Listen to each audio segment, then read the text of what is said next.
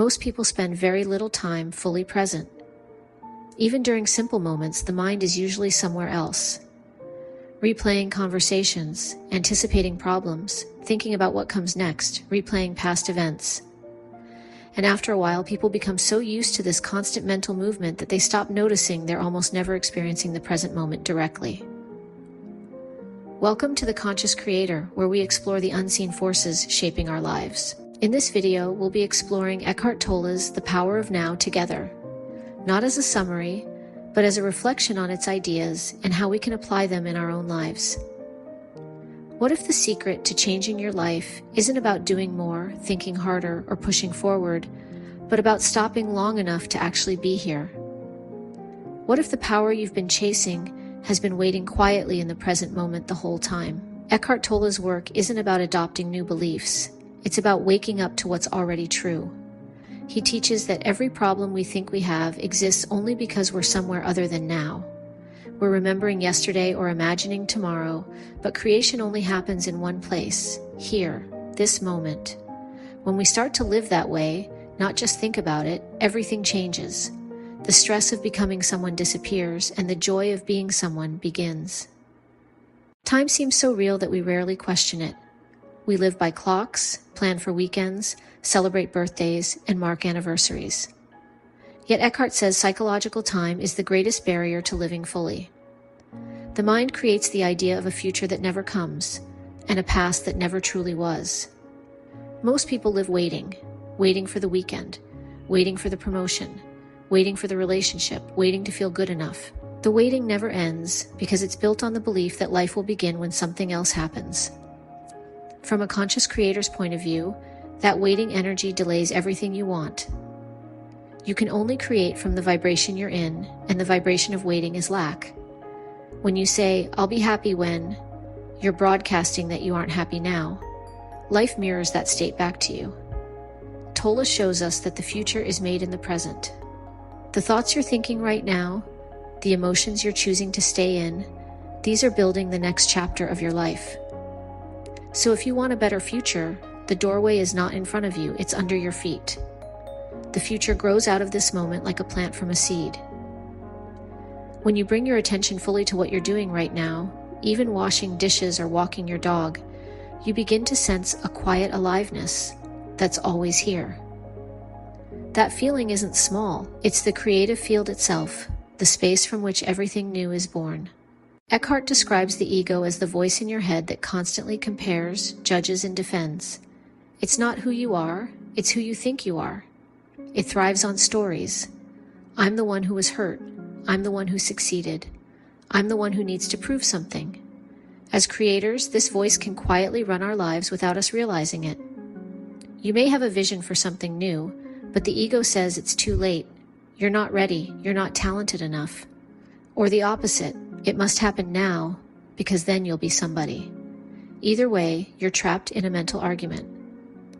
Tolle invites us to notice that the one who is aware of the thought isn't the thought itself.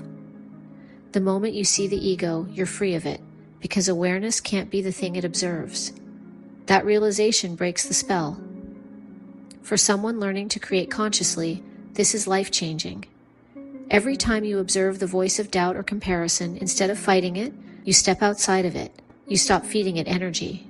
And the moment you stop feeding it, inspiration begins to flow again. Presence and ego can't coexist for long. One dissolves the other. The light of awareness reveals the smallness of the voice that once seemed so loud. Eckhart often reminds us that the act of observing is powerful in itself. Most people think life is happening to them, but in truth, the world you see is reflecting what you hold inside.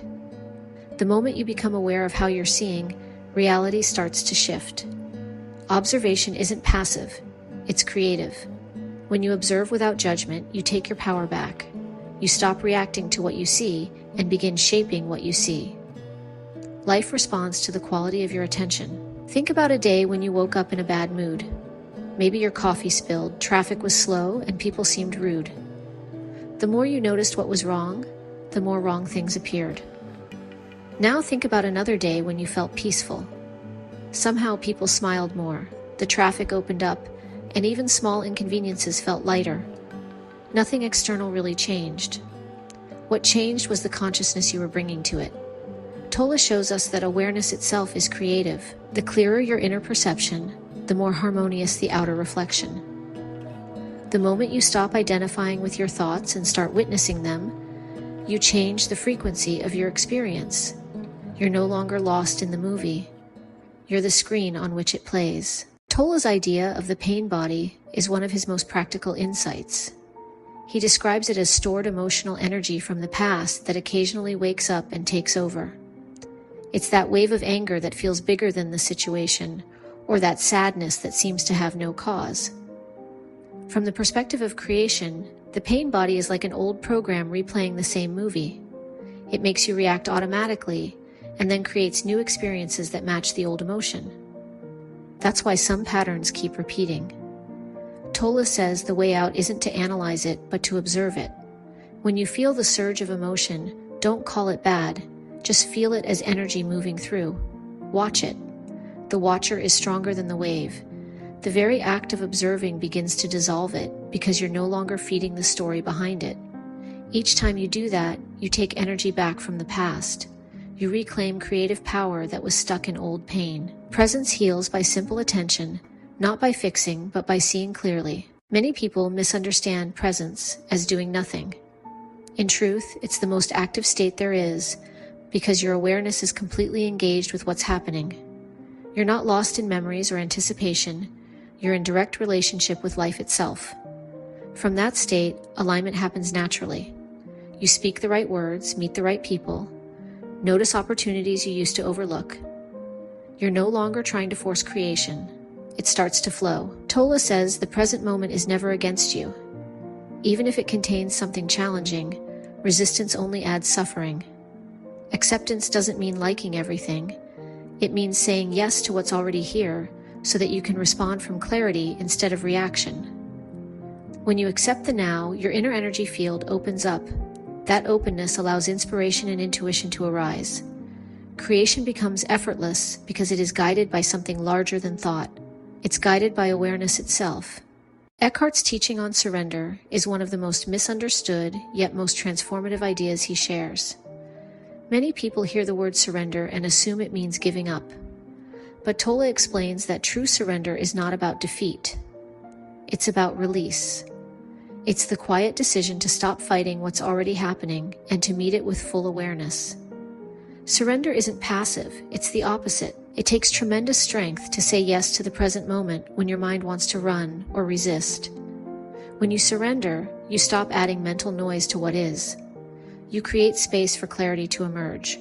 For a conscious creator, surrender is a superpower. It ends the struggle. You're no longer pushing against life or trying to control every detail. You're aligning with the deeper intelligence that knows how to bring your vision to life in the best possible way. Think about times when you have worked hard on something, forcing outcomes, and nothing seemed to move. Then one day you let go, took a breath, and suddenly everything began to fall into place. That's surrender in action.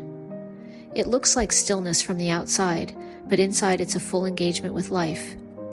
You're saying, I trust this moment, and from that trust, your next step arises naturally. Relationships, Eckhart says, are the most powerful mirrors for awakening. Nothing brings unconscious patterns to the surface faster than another person. Whether it's a partner, a friend, or a coworker, every relationship shows you what you still believe about yourself. Most conflict happens because two pain bodies are talking to each other. Both people are reacting from old hurt instead of present awareness. But when even one person becomes conscious, the dynamic changes. Presence is contagious. Tolle explains that the key is to listen deeply. When you truly listen, without preparing your response, you create a space where understanding can happen. You're no longer defending an image of yourself, you're connecting from awareness.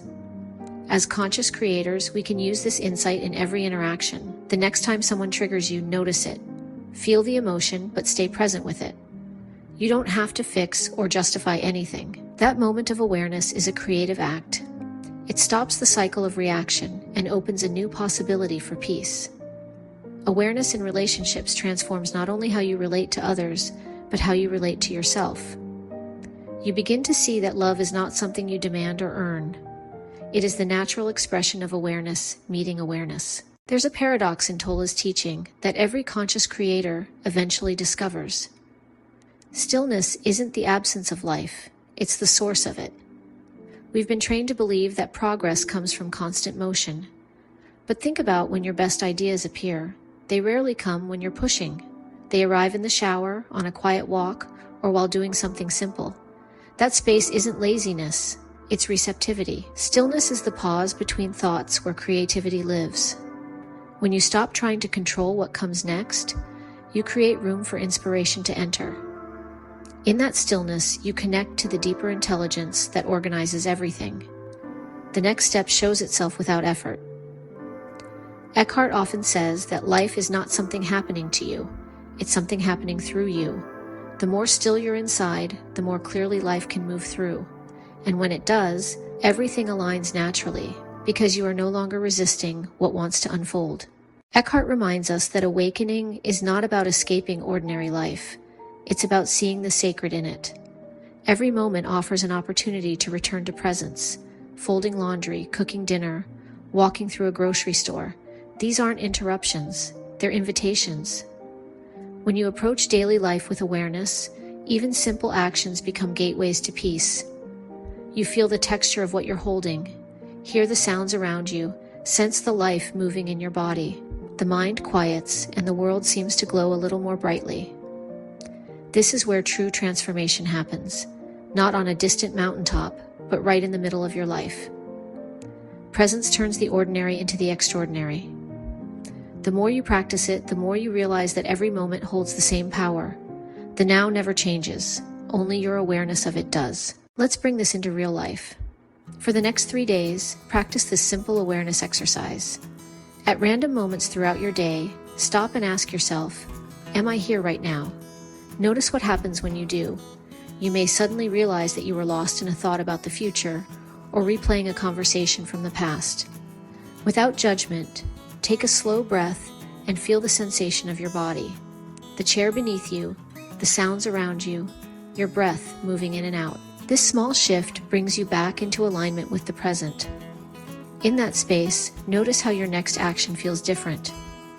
You may respond to an email more calmly, speak more kindly, or find a solution that hadn't occurred to you before. That's presence in motion. That's conscious creation. You're teaching your mind that power doesn't come from effort, but from awareness. Another way to use this is during moments of frustration. The next time something doesn't go your way, instead of reacting, take one conscious breath and say silently, "This is what's happening right now. I can choose how to meet it." You'll feel an inner stillness beneath the situation. That stillness is your true power. From there, every decision you make is infused with clarity. The more often you return to this awareness, the more you notice synchronicities appearing. You think of someone and they text you. A project flows easily. You start to realize that life responds directly to the quality of your attention. That's the real teaching of the power of now. Presence isn't a retreat from life. It's a better way of living it. Eckhart Tolle reminds us that awakening is not about floating away from the world. It's about coming fully into it. When you are present, even ordinary moments become extraordinary. The taste of your morning coffee, the sound of rain, a short conversation with a stranger. These aren't fillers between goals. They're life itself, and they contain the same creative energy that shapes galaxies. As conscious creators, our work isn't to chase creation, but to allow it. When you're here, truly here, the next idea, the next step, the next chapter reveals itself naturally. Creation doesn't begin in thought, it begins in awareness. Thank you for joining me on The Conscious Creator. If today's exploration inspired you, I encourage you to read the original book for yourself. Don't forget to like this video, subscribe to the channel, and share it with someone who would find these ideas meaningful. When you stop waiting for the perfect moment, the moment becomes perfect, and creation begins.